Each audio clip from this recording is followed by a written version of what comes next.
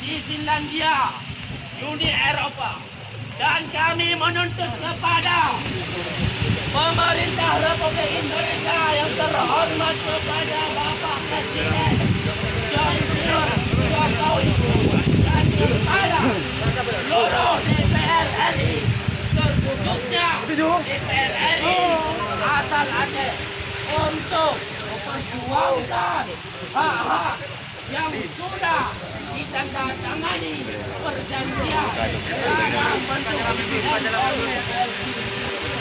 kami beritahukan kepada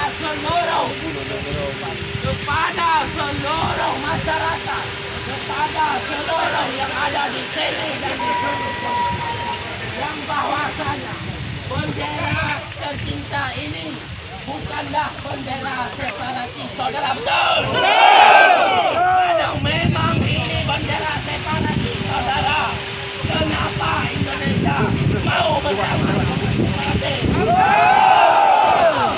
Jangan terjadi perjanjian Helsinki 16 tahun yang lalu itu membuktikan secara nasionalisme apa itu yang bahwasanya gerakan Aceh Merdeka itu legal, itu hak internasional yang dijalankan oleh gerakan Aceh Merdeka dengan membawa bendera Aceh.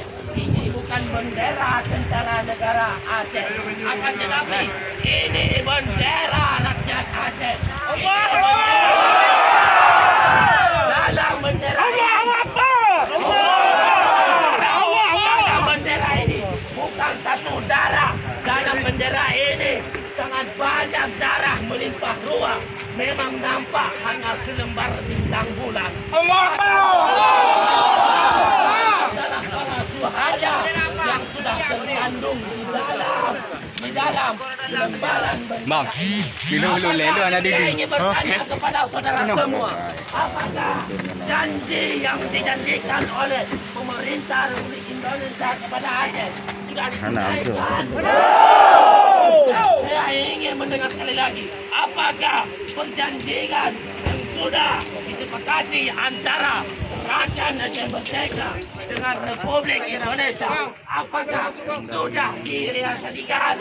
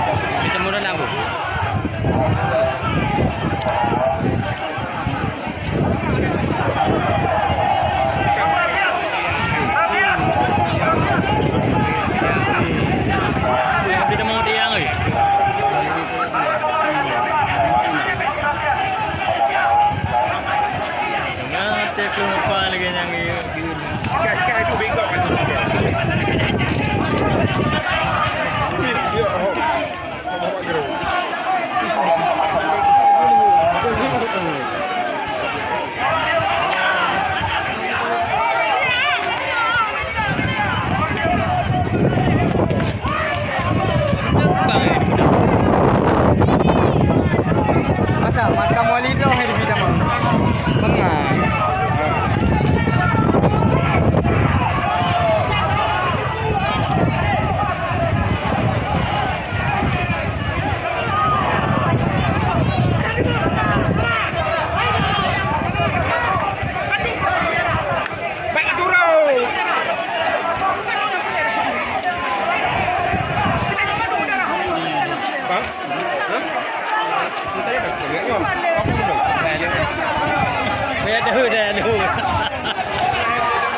Yang gedung udah ya. Yang gedung udah ya saudara. Ya, macam orang pura. Ya oh tiga deh. Sudah luar dalam lah nama.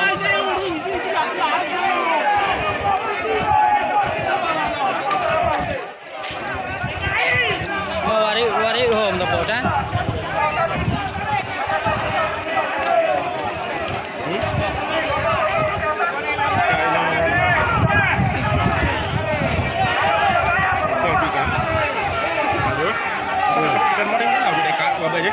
Awaknya dah lewat apa ni dia buat kedai.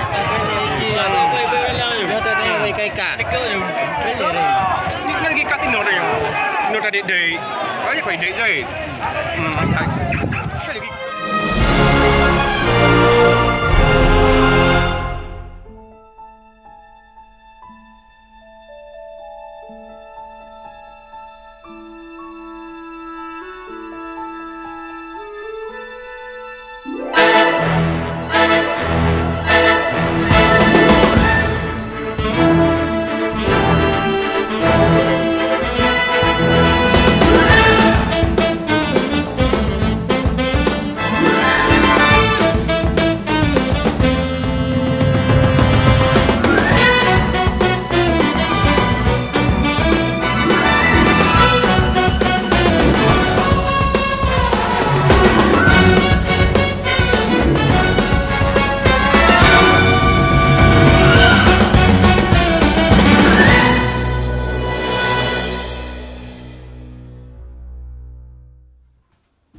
Hari ini 1 Desember 2020.